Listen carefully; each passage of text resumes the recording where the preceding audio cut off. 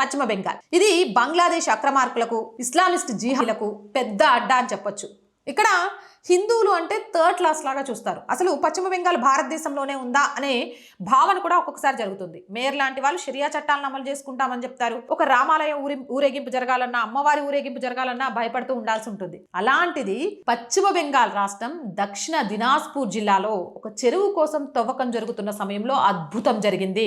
4 ముఖాలు గల ఒక భైరవ విగ్రహం బయటపడింది. ఈ విగ్రహం సుమారు క్రీస్తు శకం 8వ శతాబ్దం నుంచి 12వ శతాబ్దం పాలవంశం కాలానికి చెందినదిగా చెప్పబడుతుంది. నేటి బీహార్, బెంగాల్, ఒడిస్సా ప్రాంతాలు ఆ కాలంలో ఈ పాలవంశ రాజుల పాలనలో ఉండేవి. ఆ కాలంలో భైరవ, తార, మహాకాల వంటి దేవతల విగ్రహాలు విస్తృతంగా తయారు చేయబడ్డాయి. తాజాగా బయటపడ్డ 4 ముఖాల భైరవ రూపం చాలా విశిష్టమైంది. ఇది 4 దిక్కులను సూచించే చతుర్ముఖ భైరవ స్వరూపం. ఇది తంత్ర, శైవ సాంప్రదాయాల్లో చాలా ప్రాముఖ్యమైన రూపం. ఇప్పటికే అక్కడ ఒక తాత్కాలిక గుడి నిర్మించి విగ్రహానికి పూజలు చేయడం ప్రారంభించారు. శాశ్వత ఆలయం నిర్మించాలని గ్రామస్తులు నిర్ణయం తీసుకున్నారు.